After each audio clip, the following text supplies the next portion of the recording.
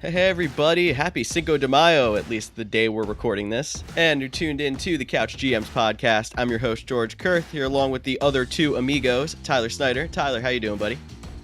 I'm doing great, George. How are you? Doing well, doing well. And Cody, how are you, buddy? I'm doing pretty good as someone can be when their franchise quarterback wants to leave their favorite team. I'm just going to take it as a victory. Didn't complain about being called an amigo because the last 2 weeks I've just been ripped about what I called him. So, why don't we take a Bigger look at things what to we're going to worry about. expect today? We are going to look at the top stories of the week, which include the Aaron Rodgers drama that overshadowed the draft a little bit.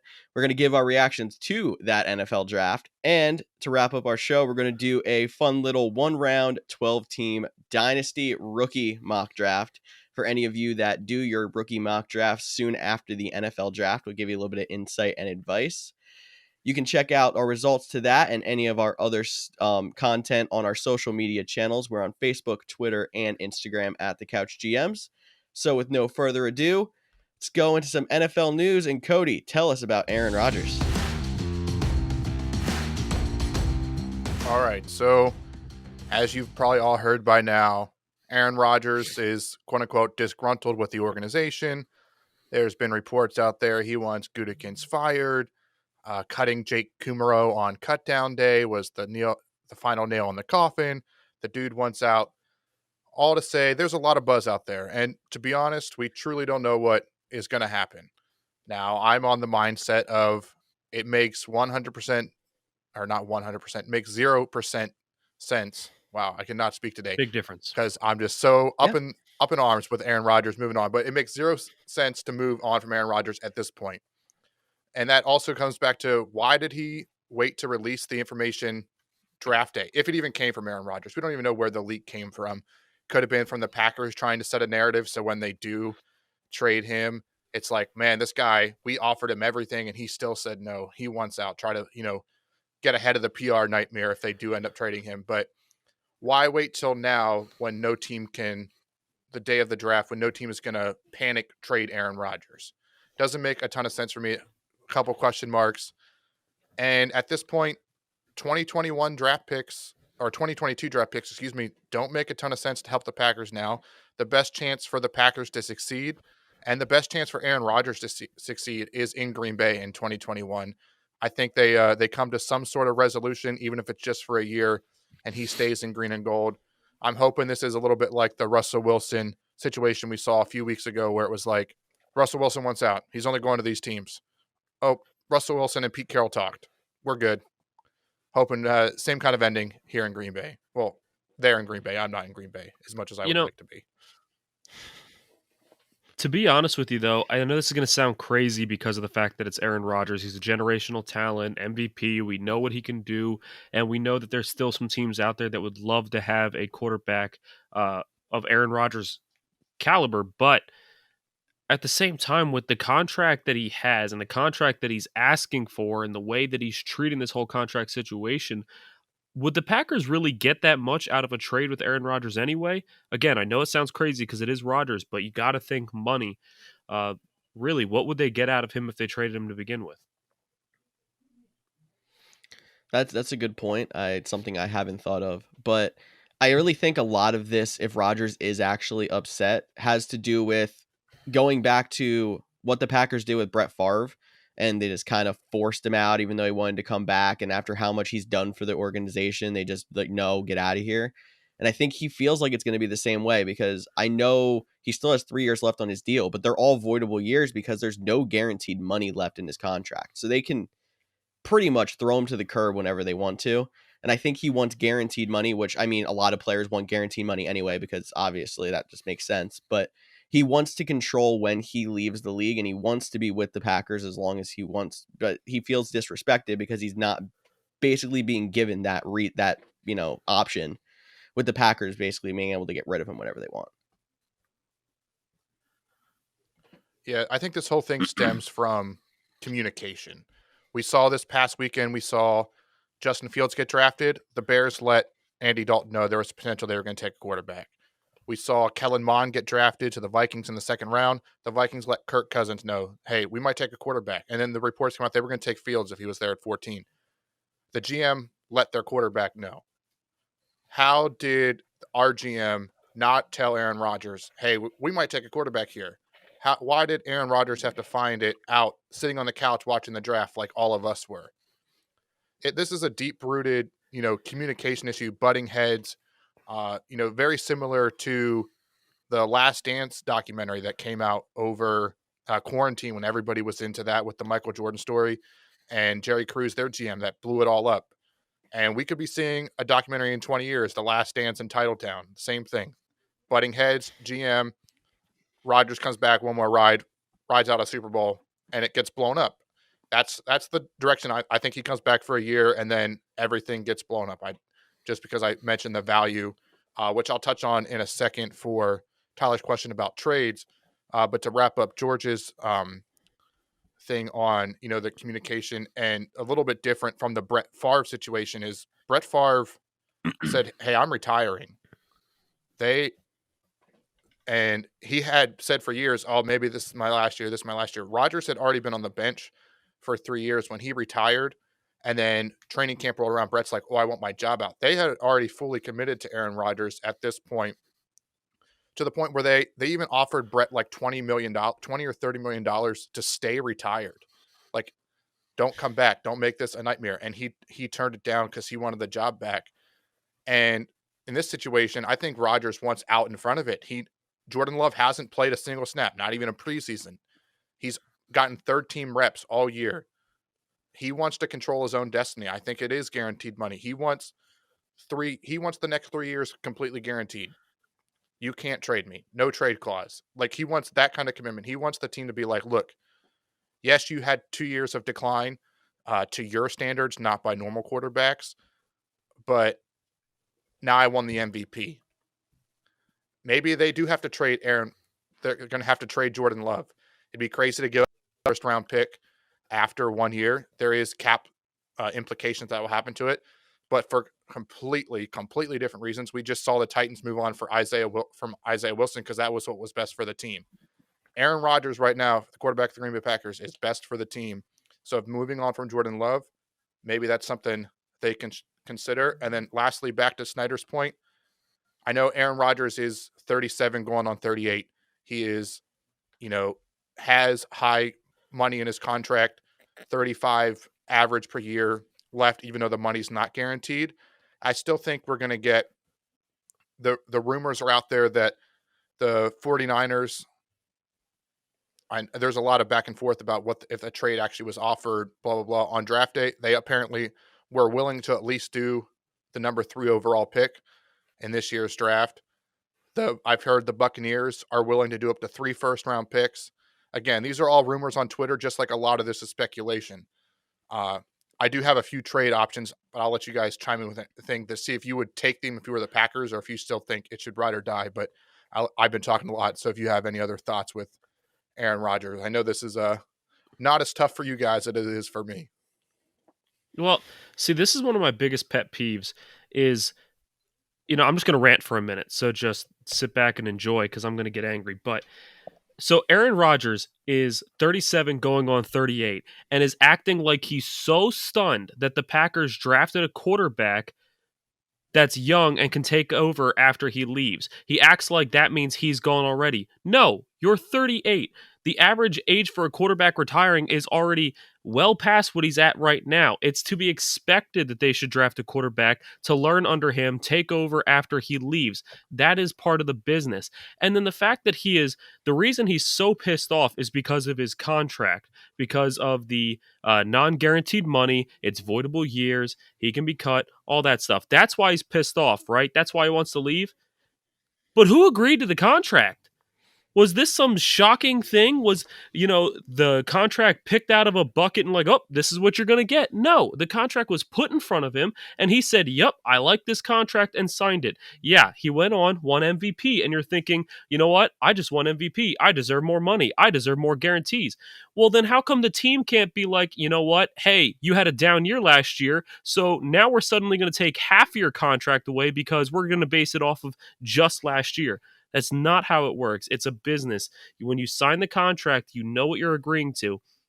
And you can't restructure it every time you just have a good year, or else this entire league would be absolute madness. Sometimes it happens. That is true. But most of the time, when something like that happens, it's because of a player making next to league minimum and he's one of the top players in the league. Then they usually hold out. But Aaron Rodgers acting like this is some shocking thing. I think he's acting like an absolute prima donna. You know what? If you don't like the contract the way it is, then you shouldn't have signed it in the first place. And if you don't like the fact that the Packers are willing to replace you, then maybe you shouldn't be in the NFL to begin with, because that's just the way that it works. I'll just go to bat for Aaron Rodgers for half a second, and not even really defending his actions, because I do think it is a little prima donna to even have this issue if it is about a quarterback replacing him. But he's not the only one, because we remember back when Tom Brady was still in New England and they had Jimmy Garoppolo drafted in the second round, and 1 year after, all these random stuff about Brady feuding with the Crafts and Brady feuding with Belichick, and Belichick wants Garoppolo, not Brady, and all that BS happened, and then Garoppolo got traded to San Francisco. It's pretty much the same thing if you think about it. I mean, there's not a contract situation that we're talking about, because Brady always seemed to take team-friendly deals. But if it's about the quarterback and the commitment to him for long term, it's the exact same situation. So it's not even just Rodgers who's done this. This has been a thing before in the NFL. Yeah, and I just want to go back to the contract is a part of this whole thing, but it all stems from communication and butting heads with the GM. And I completely get he signed the contract. They do that all the time in the NFL, but he is also the premier player's top of his he's still at the top of his game. We see that with wide receivers. We see that with running backs. Maybe not so much running backs because they're becoming a dime a dozen. Quarterbacks all the time. Once you get paid, the next 5 quarterbacks all get paid more than you, and now you're not in the top 5 anymore, and you want to be back in the top 5. So I completely understand where he's coming from, and I get what you're saying about he signed the contract. He should just I don't want to say he has to play it out, and I also am not 100% sure that you called him a prima donna, that he's even the one releasing this information. If he was truly unhappy, he would have said this in March. He would have said, trade me in March, when teams were planning for their offseason. Teams were planning for the draft. They could have made moves. He wouldn't have saved it for draft day. It almost just seems a little like, if he did release it, it totally seems petty, because it's like, okay, you ruined my draft a year ago. I'm going to ruin your draft this year. Outside of that, there's no benefit for him to drop all this information on draft day, because nothing is going to come out of it. To me, it's almost like, it was a bunch of rumors coming together and sources and different people. I'm thinking either, Schefter heard from the Rodgers camp that he wasn't happy. He heard from the Packers they weren't happy. He heard from some other teams. His agent might have talked to him. It could have been another team. I'm just going to use the Broncos as an example, because they're the hot team right now, that Aaron Rodgers wants to go to Denver, which I don't understand that move at all. But maybe it was them trying to, push the envelope, because they're like, oh, we're not going to get the quarterback we want at 9. Let's see if we can cause enough fire to get Packers on the phone and go get Aaron Rodgers. Again, there's a lot to unfold. The only thing Rodgers has said is through Mike Tirico at the Kentucky Derby, and he said, I'm disappointed it's gotten out. I love the team. I love Green Bay, and I still love the franchise. Those were his only words, and that was an indirect quote through Mike Tirico. Until he speaks, we don't have much to go on, other than both Matt LaFleur and Brian Gutekunst this past weekend emphatically said, we're not trading Aaron Rodgers. So it's going to be a long offseason. June 1st is going to be a big deadline, because that's when the cap hit gets a little less if they trade him post June 1st. But man, I don't know if it's been 6 days since almost a week since last Thursday when this all happened. And I'm exhausted trying to keep up with all the news and the rumors. And I feel like every time I log on Twitter, they're going to be like, Aaron Rodgers going to a new team.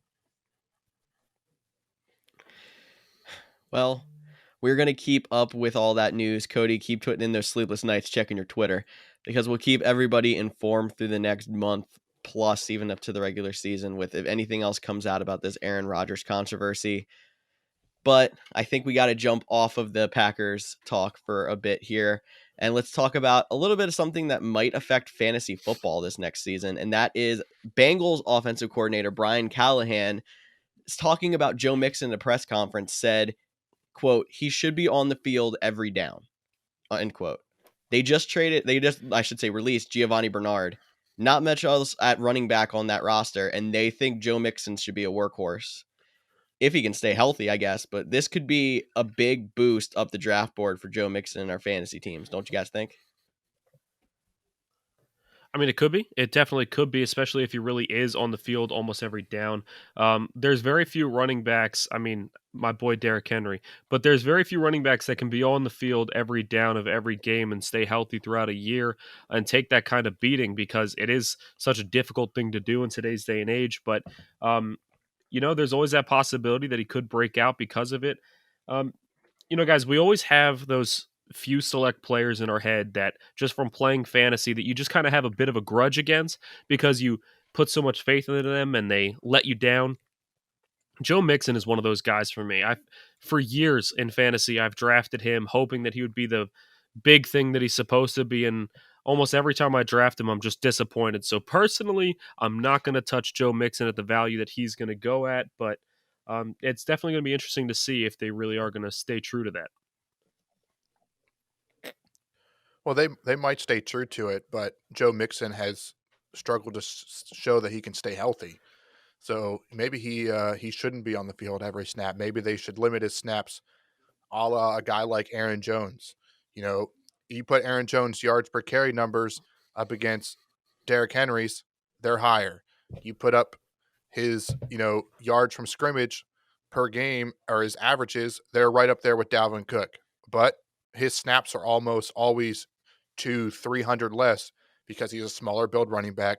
The team knows they got to keep him fresh, keep him healthy. And if he had the same amount of carries as Derrick Henry, he probably wouldn't last. We've seen that throughout his career. And the one last thing is, George, don't disrespect Chris Evans, the 6th-round draft pick. Anytime your team can add Captain America, you're improving. So they do have a 6th-round rookie running back out of Michigan not named after, but same name as the Captain America actor. So that's going to be a fun one for at least fans. Maybe get them a little excited, little Captain America gear or something. I'm gonna turn this one back on Brian Callahan, their offensive coordinator, then, because it seems like he doesn't care about Captain America, but we all know Captain America, legit, is the GOAT. It's okay. Yes. And if we're being honest, there is still some decent free agent running backs out there. We just heard today, we are recording on Cinco de Mayo, though we do not release on Cinco de Mayo. We just heard today that Kerryon Johnson was released. He's a former 2nd-round pick. He could go out and get him. There's a guy like, Todd Gurley you can still go take a chance on, or a guy like Le'Veon Bell.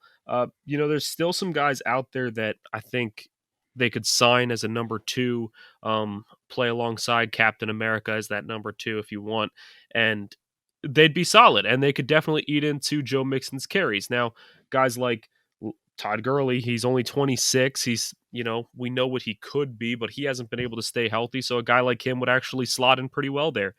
Put Joe Mixon in for 60 to 70% of the snaps, let Gurley only have, 20 to 30% of the snaps, and I think he would do fairly well in that offense. So you can't really rule out the Bengals going out and getting another running back. As of right now, they don't really have anything else on the roster, so it does seem possible that Joe Mixon could get all the carries, but it's still early, guys. We still have a while till football, sadly.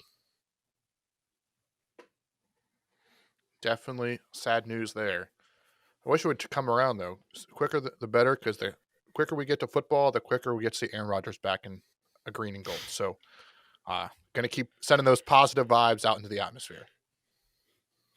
Absolutely. Well, you guys know we like to end our news segment when we can with a little fun story. So, fun story of the week. Here we go.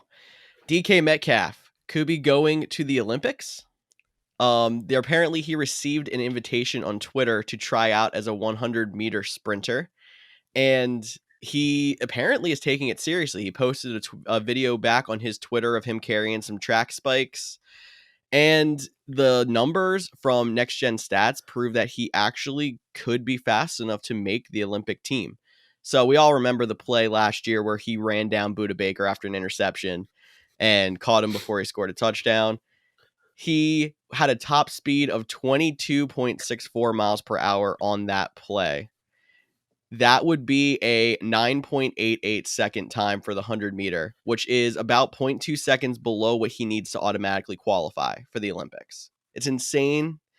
You normally think football fast and Olympic fast is a little different, but DK is a different animal, and he might actually be Olympic fast. We might see him in Tokyo running for the USA later this year. Surprised they went after DK Metcalf and not Tyreek Hill. That's true too. I mean, Tyreek Hill's also a former track and field star from back in high school, so I think both of them could probably do it. Yeah, it'd definitely be interesting because, he ran that 22.64 miles per hour in full pads. Them track stars, That's true too. they're like the combine spandex. You have a little bit less weight on you. I mean, 100 meters is the full length of the field plus the end zone, essentially. So it'll be interesting to see if he can keep that pace, or if he's more of the, if he can only do half that and then he dies down, just because that's more typical of like the 40 to 50-yard dashes. That I know that was pretty much the whole field that he ran him down, but it'll be interesting to see, and definitely rooting for him, because if he's in Tokyo this summer instead of training camp, that only hurts the Seahawks, and that'll improve the Packers and I'll say the Eagles for George's sake in the NFC. So go ahead, DK, head to Tokyo. Yeah, I mean, I think it would be interesting to see him at the Olympics, but guys, we are more football guys. We are the Couch GMs, so let's stick to some football now, and let's go ahead and move on to the draft recap. We just had the draft this past week. It was nice to have some football back in our lives, so we're going to go over a little bit of a recap.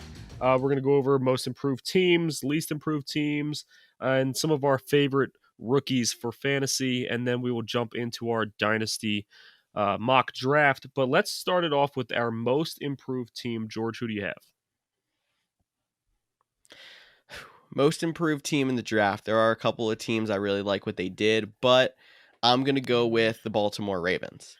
So the Ravens did have 2 first-round picks, we know, because of that trade with the Kansas City Chiefs, and I think they turned them into 2 potential stud players. First off, Rashad Bateman. From if you listen to our mock draft, I did like him a lot, and I had him going to the Ravens because I think that can really help that passing game. It came true in real life. I think it's going to be big for them if they decide to scheme for more passes, which their offensive coordinator did say that them adding Rashad Bateman as well as Sammy Watkins now this offseason does open up a lot more options for their passing game. Hopefully they actually try to scheme for it. And then they also took Odafe Owe. He was formerly Jason Owe, but he wanted people to start using his actual first name, so don't get confused. It is the same guy. He is an edge rusher. Fills some of their holes that they lost this offseason because they lost a couple of edge rushers to free agency. And then they still came back and took a couple of cornerbacks, one notably Sean Wade, who was an injury problem, but if he plays up to his skill level, he could have been, I think it was like a 2nd-round grade is what people were saying. So good value there. I think overall they had a really good draft, and if it helps their offense passing game, it's already a good draft no matter who else they took, in my opinion. So Ravens were very lucky with their picks, and I think improved a lot in this draft. All right, I will go second, and my pick is definitely going to sound interesting because it is a team that did not have a 3rd or 4th round pick. I'm going with the Chicago Bears. Now, they did draft an offensive lineman in the 2nd round. They drafted wide receiver, running back, more offensive linemen in the later rounds. But guys, the reason that they're the most improved team to me is they traded up and got their guy, Justin Fields. Now, Fields, I believe, is one of the best quarterbacks in the draft. I think he's going to prove a lot of guys wrong that were drafting the other quarterbacks ahead of him. We think about the Bears like they're a joke. But in all honesty, they made the playoffs last year with the whole Mitchell Trubisky benching and Nick Foles playing and Trubisky coming back. And, they've been in the playoffs in recent years. They have one of the best defenses in the league if they play up to par. I feel like the reason they weren't playing quite as good last year is because the rest of their team was kind of a disappointment. So they have this great defense. They have receivers like Anthony Miller and Allen Robinson, which I think Allen Robinson might be the biggest winner from this draft because who he's played with in his career? Like college, he had Christian Hackenberg, and in the league you had like Blaine Gabbert, and he had Blake Bortles and Nick Foles and Chase Daniel. Like, this guy's never had a quarterback in his professional career. And now he's got Justin Fields. I think he's going to have a huge uptick, a huge improvement. But the Bears have these offensive weapons. They improved their offensive line. They have the defense, and they were still able to make the playoffs. And now they have that quarterback that can really take them to the next level. They have the most important position filled. And I think that Fields is going to make the Bears an immediate dangerous threat. And that's why, with one pick in the draft, I am saying the Bears are the most improved team. Hey, I'm going to say this very carefully so everyone understands what I say. I loved the Bears draft. Emphasis on the draft. I don't like the Bears, but the Bears draft was great. Fields, I know not a lot of Packers fans were happy. And then I loved grabbing Tevin Jenkins in the second round. A little worried that they're going to try to play him at left tackle after they released Charles Leno Jr. But hopefully they keep him at right tackle, field someone else to the left tackle spot. But for me, this is tough. I was going to say the Browns because they picked everyone I wanted the Packers to take, but I figured that was copping out the answer. So I'm going to actually go with Miami Dolphins. I think with all their picks, they got starters. Obviously, they kicked it off taking Jalen Waddle, reunited him with Tua. I'm not even going to try to pronounce his last name. Was a little interesting, Have though. we ever said his last name on this podcast? Nope, and I'm not going to start now. Don't think so. And but I did see it will be interesting. Not a lot of people are talking about it, but Jalen Waddle was asked if he preferred Mac Jones or Tua, and he picked Mac Jones. So I'm not saying he doesn't like Tua, but it was definitely something interesting to watch there. Maybe not as excited to be in Miami as maybe he'd rather have been in New England. But back to the Dolphins. Then in their second pick in the first round, they added Jalen Phillips. When we did our mock draft, I told you I thought he was the best edge rusher, getting an elite defensive prospect on the defensive side. And then the second round, they had two more picks. They knocked it out of the park. They got Javen Holland, the nickel corner / safety out of Oregon, super athletic. And then the late riser, Liam Eichenberg, for offensive tackle. And they also added Hunter Long. He was a Senior Bowl star. I'll put star in quotes, but he was a fun guy to watch, the Senior Bowl tight end out of Boston College.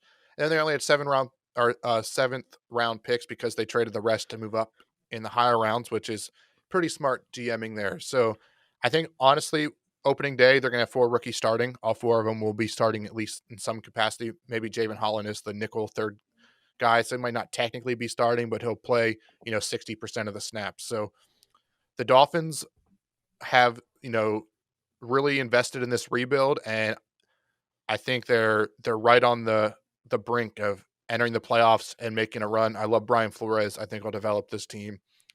The Dolphins, in my mind, knocked it out of the park.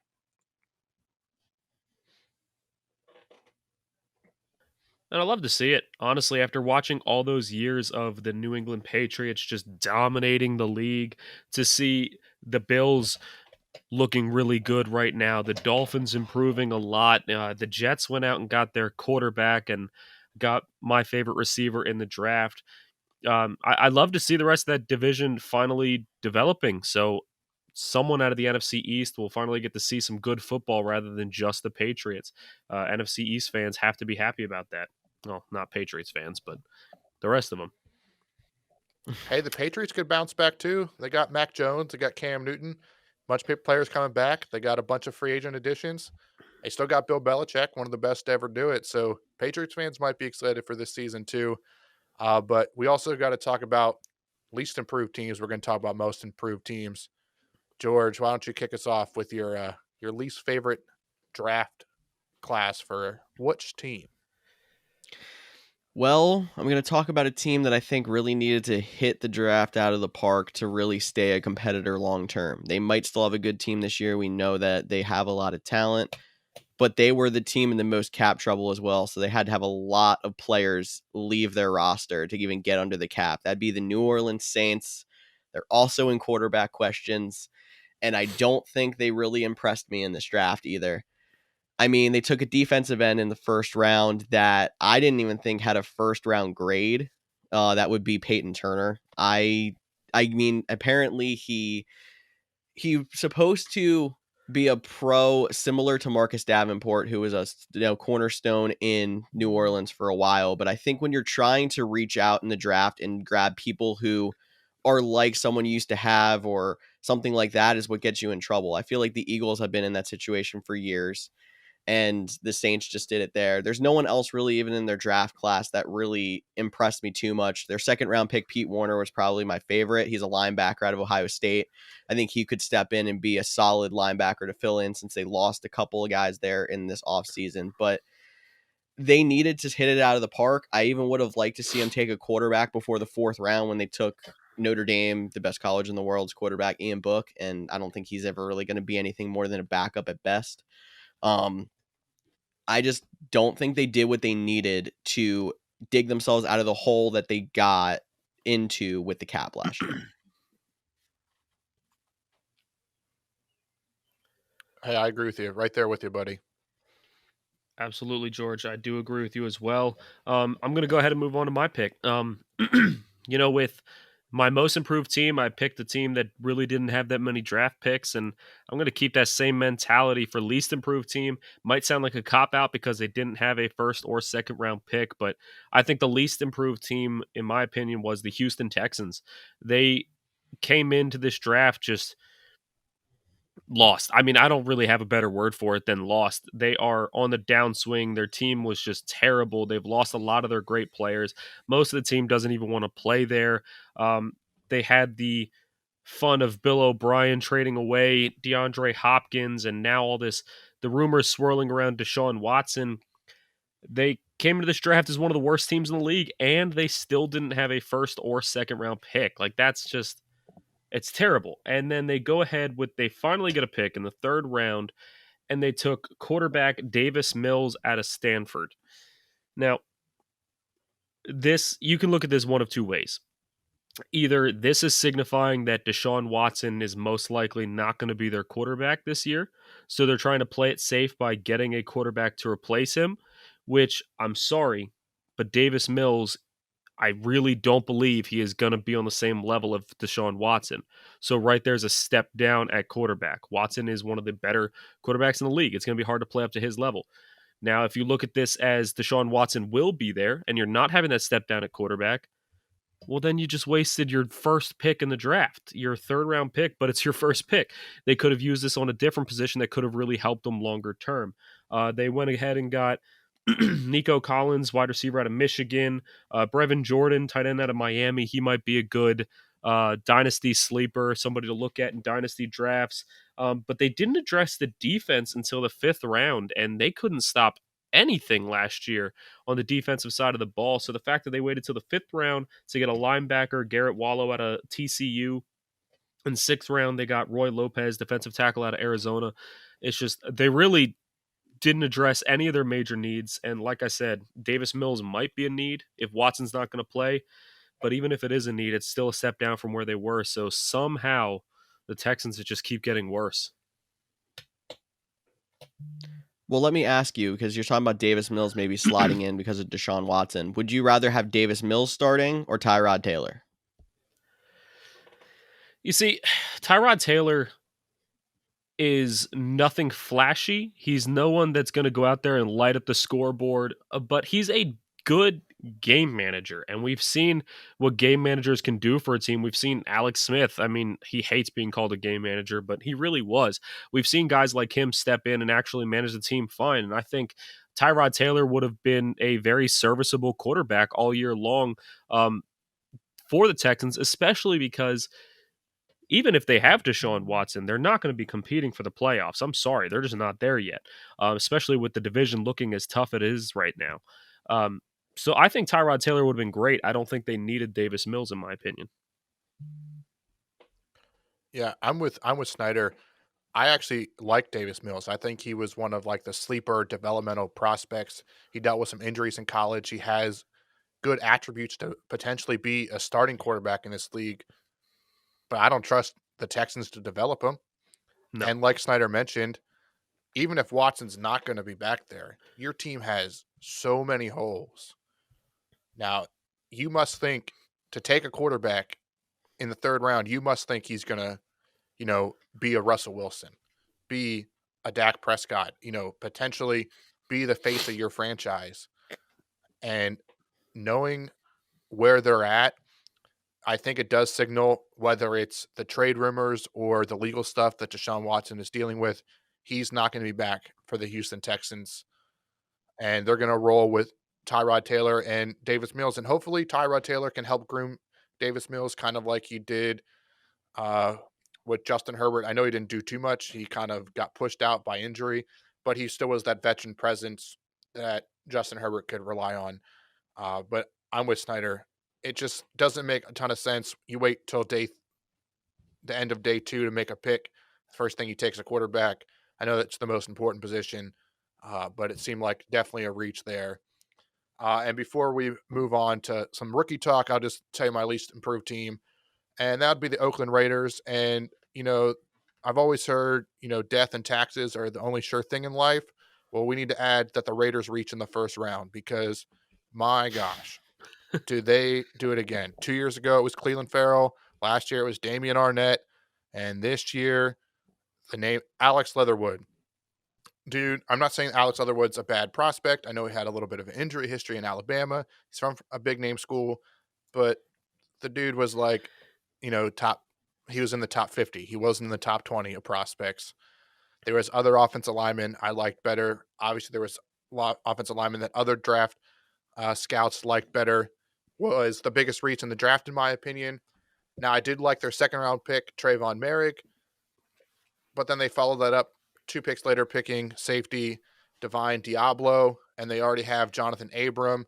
Like, I know you need multiple safeties in this league, and their defense wasn't very good, but my gosh, like, there's other positions you guys need a lot of help, and the Raiders just didn't do it for me.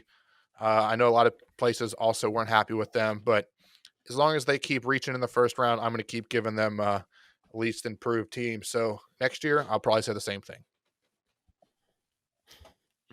Was Leatherwood the fastest offensive tackle on the board? Do you know?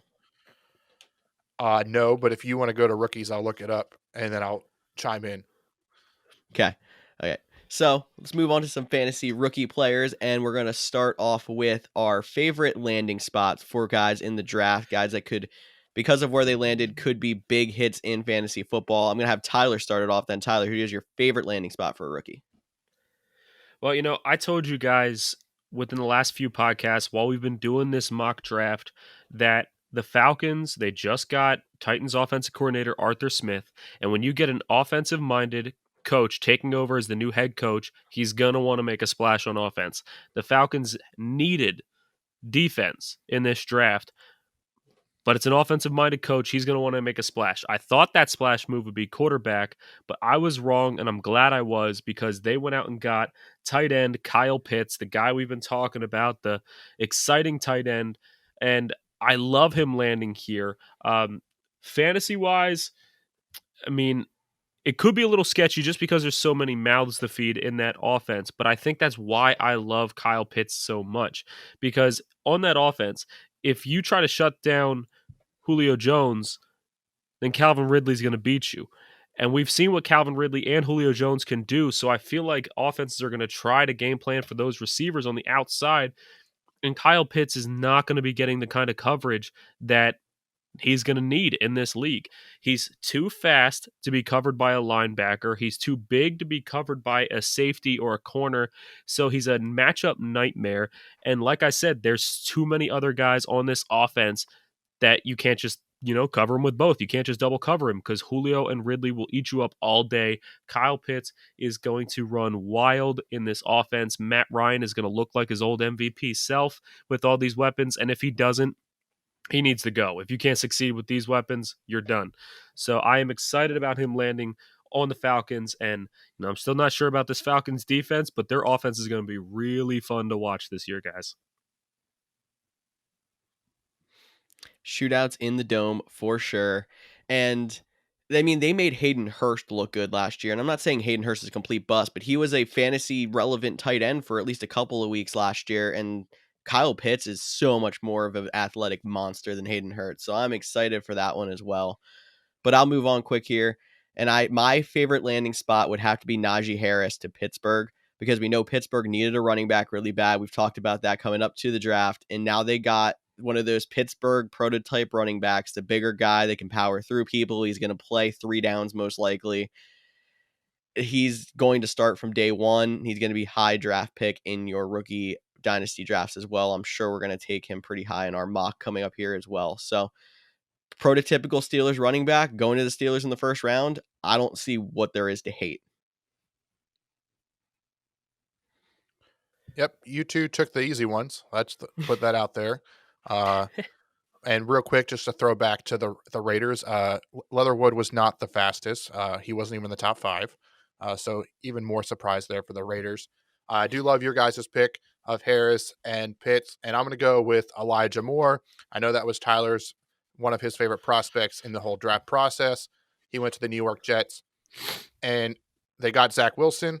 Zach Wilson's a gunslinger, and they don't have many other options. They have Denzel Mims, their second-round pick from last year, as a potential guy on the outside. I like Elijah Moore to fit in with, their new offensive coordinator coming from the Shanahan system and the Sean McVay system to fit into that Debo Samuel, Brandon Ayuk, Cooper Kupp role.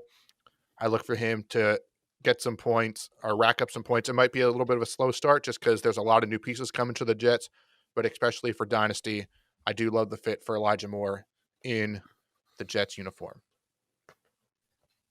No love for Braxton Berrios over there talking about that Jets How about offense. Corey Davis, guys? They got Corey Davis. Well, Braxton Berrios, guys. Way above Okay. Corey Davis. Come on now. I think I like Corey Davis. Corey I'm Davis. not sure. He had a good year last year. He'll have a down year this year. That's how it works with Corey Davis. He's inconsistent. And he didn't have someone to play across from him. And I mean, he technically wouldn't have in New York either, but Elijah Moore could be the 1B to his 1A. So we'll see what happens. I think the Jets are going to take a huge step up. I think they're going to be the most improved team this year. It's going to be nice not to see the Jets lose every single week. They're already one of the most improved teams in the league, not even because of Zach Wilson, Elijah Moore, Corey Davis, none of them. It's because they got rid of Adam Gase. That's already why they're the most improved team in the league. That helps them out so much already. But guys, you could probably figure out Najee Harris, Kyle Pitts, Elijah Moore just from doing your own research. But when we're talking about dynasty rookies or just sleepers in fantasy, we need to talk about some of the other guys, some of the guys you may not have thought of, some of the guys that you might need a little help finding. So let's talk about some sleeper fantasy studs. And George, why don't you go ahead and start us off? All right. I know there's already been a lot of Packers talk in this podcast, but there was a lot of talk during the draft of maybe the Packers are going to make Rodgers happy by drafting a wide receiver high, since he's only thrown I think it was like 1 or 2 touchdown passes to first round picks ever. Well, they did not spend a first round pick on a wide receiver. They came back in the 3rd round and took wide receiver Amari Rodgers, and I think the Rodgers to Rodgers combo could be pretty big. Rodgers is a really good route runner with really good hands coming out of college, and he doesn't even have to be a number 1 because you got Devontae Adams, the beast, on the other side. So you're also going to see lighter coverage with people trying to double up Devontae, and Amari Rodgers could break out pretty quickly as a rookie. But I mean, we've seen this narrative before with Packers taking receivers in the mid rounds, but I have a good feeling about Rodgers here. Hey, and thank you for the Titans for giving us that pick. That's who we traded for to get up and get Amari Rodgers when that team needed a wide receiver as well. So he's going to wear number 8, single-digit wide receiver. That's going to be fun. Definitely a sleeper as long as Rodgers was there, which our podcast is Team Aaron Rodgers back in green and gold because I said so. So hopefully it's not Jordan Love, but I think Rodgers will still have a decent career either way. But my sleeper is running back Trey Sermon. He went to San Francisco over the weekend. He came on strong, especially in the college football playoffs. And honestly, any running back that plays for the 49ers is valuable. He saw him turn Raheem Mostert into a star. Tevin Coleman, when he was healthy, looked good. Jeff Wilson Jr., he's looked good. Even Jerick McKinnon, dude, had 2 ACL tears. He started out the season on fire last year. Trey Sermon is a big, athletic running back. I love the fit there in San Francisco. It might be a little bit of a running back committee to start, but which team isn't a running back by committee at this point? So Trey Sermon could be a sleeper, and I would definitely grab him in your dynasty leagues. If you do play dynasty, if you're just redraft, hey, when you're taking those late round flyers, grab Trey Sermon. I mean, I'm going to say this every time we talk about San Francisco because I feel like I say it every year. There's just so many mouths. You have to like basically rush to the waiver wire to see whoever's not hurt that weekend is going to start because they still have Jeffrey Wilson and Raheem Mostert, and they added Wayne Gallman and now Trey Sermon. They still have JaMychal Hasty, who got carries last year. There's just so many running backs on that roster. But if he separates himself out and becomes the hot hand gets the carries in that offense. It just seems like the hot hand can't stay healthy in that offense. You're not wrong. I'm going to go ahead with the Cardinals on this one, and they took wide receiver Rondale Moore, and I think he's going to be a great sleeper. He's going to be more of a slot receiver. Now, the guy is a sleeper because of the fact that he really only played 20 career college games. He doesn't have a big college repertoire, college resume. That's the better word for it. But he still averaged close to 100 yards per game when he was in. He's a big game changer. He catches about 9 balls a game, even in those games. So Rondale Moore is going to be able to slot in there, and he's going to be able to get some good targets. Kyler Murray has still been looking for a receiver opposite of DeAndre Hopkins to really settle in with. Him and Larry Fitzgerald, I never felt were on the same page. Andy Isabella, as much as I love the guy, he just can't seem to create any separation in that offense. So I think that Rondale Moore is going to be that guy to slot in there and become Kyler Murray's safe throw. And like I said, Hopkins is going to be your main guy that's going to be covered on that defense. Somebody else has to get open. It's going to be Moore. I think he's going to be a great sleeper this year. Yeah, man, I love that pick as well. It will be interesting though if I know Larry Fitzgerald still hasn't made up his mind left. If he does come back, how much will he steal snaps for Rondale Moore? Because they're both going to play in the slot. But if Fitzgerald does hang it up like a lot of us are expecting, Moore could definitely be a better value than the people in your league that just take AJ Green because he is a known name, a big name. When they're taking him early, you're going to step in, take Rondale Moore, and have a better season for it. So definitely love that sleeper. But I think, guys, I think it's time. You know, we've been talking rookies a lot. So let's just get into a dynasty rookie mock draft. If you're playing dynasty football, you know, it's that time where you're going to draft the rookies that can be, you know, big parts of your team this year or next year. You know, it's always not drafting for this specific season when you're playing dynasty. And George, you get the first pick for winning our mock draft predictions. You came in clutch with the Rashad Bateman and nailing the amount of trades. So congrats to you, and you get the first pick. Thank you. Thank you very much. So I think it's good to outline my thinking a little bit here because I think there are pretty much 3 guys above the rest when I'm looking at dynasty rookies. And that would be Najee Harris, would be the running back, Kyle Pitts at tight end, and then the guy who I'm going to take here, and that would be Jamar Chase at wide receiver. So Jamar Chase reuniting with Joe Burrow, I think is going to be an instant connection. He is the most talented receiver in the draft. He is the most likely to get you fantasy points from day one and consistently beyond in my eyes. So Jamar Chase, first overall in your dynasty rookie mock draft. All righty, pick, Tyler, George. you're up, bud. You know, I would like to go Najee Harris here because that's one of the guys that you highlighted. But at the same time, you know, Big Ben's retirement is coming up very soon. And we saw what the Steelers look like without Big Ben. We don't know who would replace him. So we're talking dynasty. We're not talking redraft. We're talking long term, who's the best option.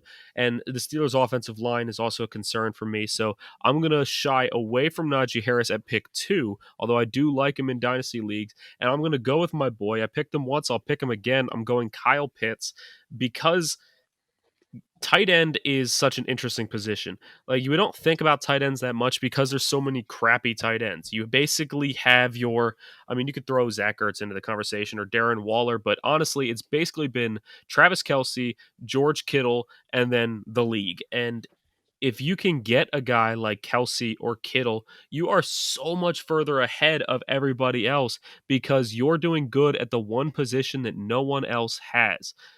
You can find good receivers on the waiver wire every year. It's hard to find a good tight end. Kyle Pitts can be the guy to really take your whole team to the next level. That's why number 2, this might be the highest that Dynasty tight end's ever gone, but I'm going Kyle Pitts, number 2 pick, Dynasty rookie rankings. Hey, I like it. Quick question for you. If you have a Kelsey or Kittle on your roster, are you still taking Pitts ahead of Najee Harris? Would you possibly flip, or because the tight end is so valuable, hey, let's lock it up. Let's have elite tight ends for the next 10 years. Well, there's a couple ways to look at this. Honestly, it does depend on the type of league you have. I know that we are in a dynasty league together where you can start multiple tight ends by starting less receivers. In that case, absolutely go grab Kyle Pitts. He'll still probably perform better than half the receivers that you could have. But even if you can only start one tight end, I still think I would go and get Kyle Pitts because you have Travis Kelce, who's getting up there in age. Now you got to think Dynasty, yes. Travis Kelce is going to be amazing this year, but imagine the value that you could flip him for. You can get first round picks and good players, good young prospects. You can really set yourself up for the future and still have that next level tight end on your roster. You can actually transform yourself into a absolute dominant franchise by getting rid of somebody like Kelce, as crazy as that sounds. So yeah, absolutely, I would still take Pitts. Alrighty, well, that leaves me on the clock, and I don't think it's any surprise here.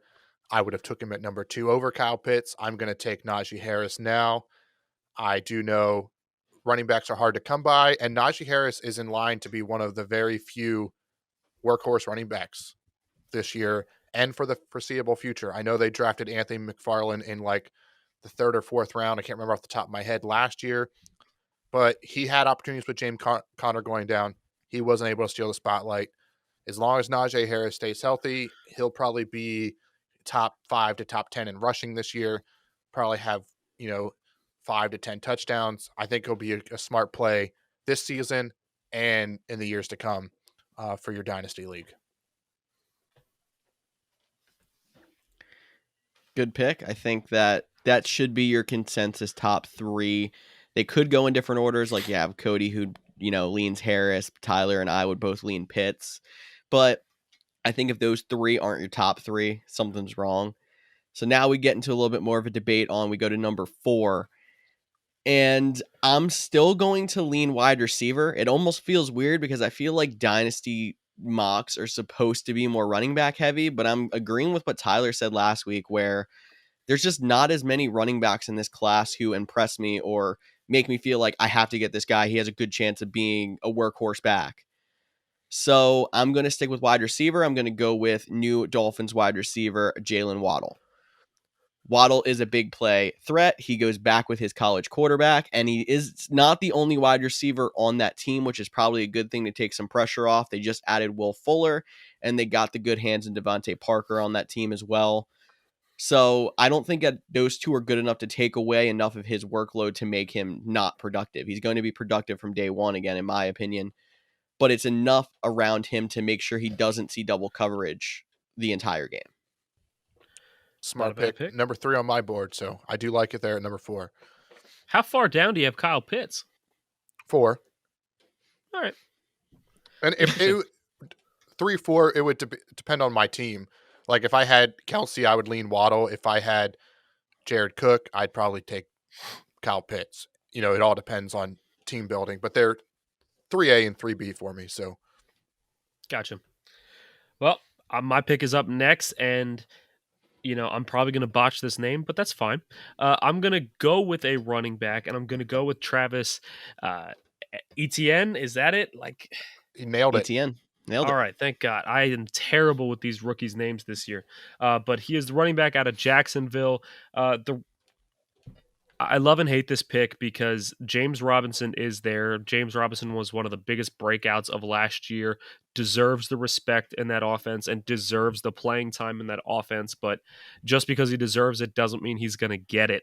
It is a business. So ETN is going to come in. He has, I think, better receiving ability than James Robinson. So that right there is going to guarantee him some carries or playing time.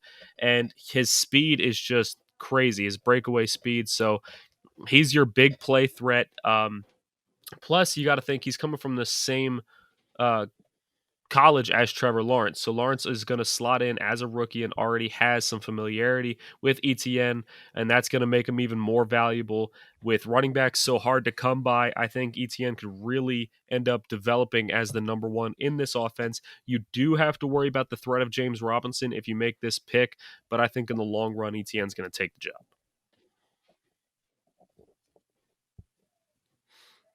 Alrighty. I like that pick. I'm torn between two prospects here, and they're both wide receivers. Probably not the one you're thinking, George. Oh I'm debating between Rashad Bateman and my guy Elijah Moore. no, And it's that is what I was thinking actually. oh, I thought you would go with your Homer guys, but I like Bateman better as a prospect, but I like the potential Elijah Moore has better just because of the quarterback. I mean, I love Lamar Jackson, but he's only going to throw 20, 22 times a game. Zach Wilson, he may throw 30 times a game. There's just more opportunities there. I talked about it. I like Elijah Moore a lot, but I still think I have to go with the best prospect because we don't know if Lamar Jackson's going to be there long term. He doesn't have the contract. I think Rashad Bateman is one of the best route runners. It could be that security blanket he needs. Could be a red zone guy. So I will take Rashad Bateman. Very close, though, with Elijah Moore there at pick 6. Interesting. I mean, you did take a pick out from under me. I was going to lean Rashad Bateman there at pick 7. But you and I are torn here between the Elijah Moore and Devontae Smith argument here. So that is where the homer in me comes out. But I think I'm going to lean Devontae Smith with pick 7. So another wide receiver off the board. But I think it's mostly because I've been talking about trying to take pressure off of rookies with having someone around him, and there's not really much around him in Philadelphia. But a crisp route runner, Devontae Smith might not have the size, but he has proven he can get open and make people miss with the ball after a catch. So I'm going to trust that no matter what they do with him, he's a crisp enough route runner, being the best one in the draft, that he can still find ways to get open for Jalen Hurts. So I'm going to say number 7 is Devontae Smith. Okay. Homer. Do you have any doubts because the Eagles took him? Like, is that any of your guys in the back of the mind? Okay, the Eagles can't draft wide receivers. I know Devontae Smith is coming off the Heisman. The dude's only 160 pounds. He's a smaller, lightweight receiver. Their receivers can't already stay healthy. Is there any of those in the back of your mind, or it's like, dude, this guy was drafted in the top 15, top 11. He's good. I don't even think I care about him being drafted in the top 15 or top 11 or whatever it is. I think it's that there were good wide receiver prospects that we knew were good wide receiver prospects on the board in the past that the Eagles have just passed on to go rogue with whatever the heck their draft board looked like. This guy was a consensus top wide receiver prospect, and they actually took it. If they stuck with DK Metcalf 2 years ago, they would have worked out well. If they stuck with Justin Jefferson last year, it would have worked out well. So it's just now they actually went with the scouts who seem to know what they're talking about with wide receivers and took that guy rather than going rogue for whatever reason. See, I'm a heavy believer on wide receivers are only as good as their quarterback. That's a reason why Allen Robinson has been good, not great for the last few years. He hasn't been able to take that elite step up because he hasn't had that good quarterback to really make him, be who he should be, which is why I love the Justin Fields pick. And, Rashad Bateman, I think, is going to be a great prospect receiver, but I don't like Lamar Jackson throwing the ball at all. So in my opinion, I'm not drafting Rashad Bateman in the first round whatsoever. That's just my opinion because the Ravens don't throw very often. I don't think that Lamar can get the ball to him as much. And I'm not buying into Jalen Hurts off of a couple games against teams that weren't really game planning for him as much because of the Carson Wentz situation, and he's brand new to the league. There is some tape on him now. It's going to be easier to game plan against him. I'm not sold on Jalen Hurts just yet. And honestly, I'm not really sold on what the Eagles can do on offense in general. So until I see Jalen Hurts take that step forward, I would not put a lot of faith into Devontae Smith just yet. Valid point. So who are you going to take at pick 8? Oh, come on. You made it so easy for me. I'm going to take Elijah Moore. He's my guy. I love him. I wanted him to come to the Titans so much, and it didn't happen. But he did go to a good team that I think he's going to fit in well with. Like Cody said earlier in the podcast, he's got a gunslinger at quarterback, and he's a speed threat. It's just a match made in heaven. Corey Davis will be more of that short yardage physical guy. Elijah Moore going deep. He's going to get those big plays, those breakout plays. And I really like Zach Wilson. I think he's going to be a fantastic quarterback in this league. So I think that's going to help Elijah Moore get to the next level as well. So yeah, I'm going Elijah Moore easily. I don't blame you. I thought about taking him at pick 6, but that brings me back to the clock at pick 9. And I'll say this is where I first entered my mind of possibly taking quarterback. But there's 4, and maybe if you're a Mac Jones fan, you'll say 5 quarterbacks in this draft that could be solid dynasty options in the future. So that I'm going to pass on quarterback for now.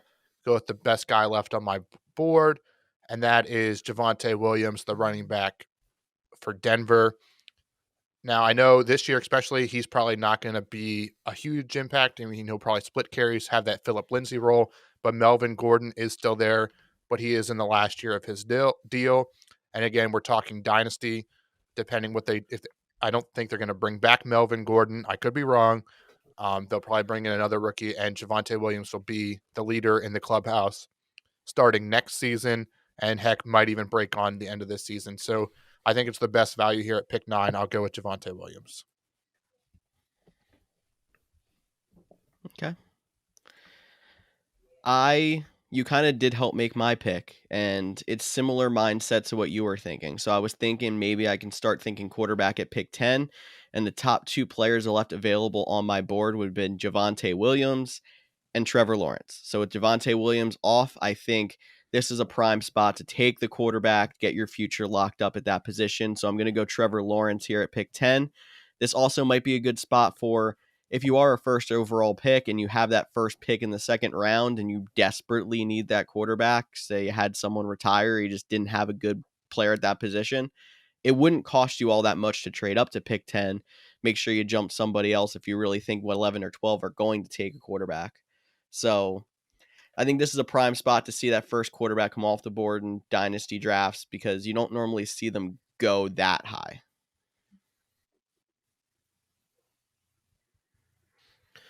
Not a bad pick, and honestly, I think we could debate all off season as we have a special guest appearance by my cat here. Apparently, I think we could debate all off season on who the best quarterback is out of these rookies that are coming in and who you should draft in dynasty leagues. And I think that Trevor Lawrence might be one of the safest picks. And I've debated going with the new. Sorry here, guys. The cat is rubbing up against the mic. Yeah, it is Lucy. She wanted to be a Couch GM too. Anyway, mascot. I thought about going the new Pittsburgh tight end, Freiermuth out of Penn State, because of the fact the tight ends are hard to come by, but I am also going to go quarterback, and I debated between Justin Fields because I love his running ability and his potential. I debated Zach Wilson, but guys, I'm actually going to go with Trey Lance here, and I think it's more of a risky pick I would because he could bust. Oh, damn. You just made me mad. Oh, that was my last pick. Is that who you're going to take? Nope, not anymore. Look, yes. Trey Lance, it's not just grading a prospect on who he is as a prospect. He has an amazing deep ball. He can work as a runner, so he has that potential for fantasy.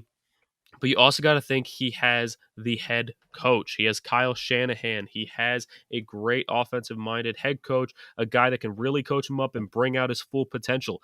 I don't know if Matt Nagy can pull out all of Justin Fields' potential, but and Robert Saleh is a defensive minded coach. I don't know if he can pull out all of the potential from Zach Wilson, but I do think Shanahan can get the most out of Trey Lance, and I think he's going to be a steal in rookie dynasty drafts. Yeah, everything you said, I agree with. I just point out he'll probably be one of the last ones to start this year. So if you're looking for a quarterback to play this season, like if you're like me and only have Sam Darnold left on your dynasty team, maybe try to sign one in free agency, or take a guy like Zach Wilson or Trevor Lawrence, who is probably going to play this year. But I love Trey Lance. He was my second favorite prospect, probably my favorite prospect, but he was ranked number 2 coming out of college. In this whole draft process. So thank you, Snyder. So I'm not going to take a quarterback here to end it with 3 straight quarterbacks. I'm going to take my guy, the guy I talked about earlier, potential sleeper in this year. His name's still Trey. I'm going to take Trey Sermon, the running back for those San Francisco 49ers. George mentioned it. If he gets to play, he gets a lot of points. And at the end of the round, a running back that could potentially be, a top 5 to 10 running back in the next few years is a pretty good value. So I do love Trey Sermon to the San Francisco 49ers, or not to, he's already there with the number 12 pick overall. So overall, I think it's a pretty good draft. Tyler, I still can't believe you took Trey Lance. I thought I had that one locked up since George texted us 3 days ago saying, do you want to do a dynasty mock draft on this week's podcast? I'm like, Trey Lance, last pick. I've been thinking that the whole time. But overall, I do like our draft order, our draft board, how it fell. So great work. I find it very interesting that we had Trey Lance and Trey Sermon both ranked in our first round of mock draft picks, and we think that they have huge potential, and nobody said 49ers for most improved team. Yeah, I think I was thinking 49ers that's a good point. I was going based just on the draft. Like the 49ers are going to be improved because they're going to get like 1 billion people back from injury. I think that's going to play a huge factor in it. But yeah, I think the 49ers are going to bounce back. They're going to be up there with the NFC, and overall, that's a solid team and a solid division. But we'll break that all down, as well as getting to a lot more fantasy stuff as we go into the NFL law, as some people call it, between now and the start of training camp. Teams or players are holding out of OTAs, so we don't know how much news we'll get, but you guys can definitely stay here for all your fantasy advice. I know some places mock drafts are open. Hey, if you want to mock draft with us, just comment on Facebook. One of us will hop in a mock draft with you. We mock draft all the time. But as always, thanks for listening to another episode of the Couch GMs podcast. Make sure you're listening on your favorite podcasting app or YouTube. Like and subscribe. Absolutely, guys. And you know what? If you didn't like any of our picks, or if you loved any of our picks, feel free to let us know. Who do you guys think is your most improved team? Who is the biggest sleeper in fantasy this year? Who would you take in your dynasty rookie draft? Who is your top guys? Let us know, because this podcast is a lot more fun for us and even more fun for you when you guys get involved. And thank you one more time for listening into the Couch GMs podcast. For Tyler Snyder and Cody Roadcap, I'm George Kerth, and we will see you all next week. Boom!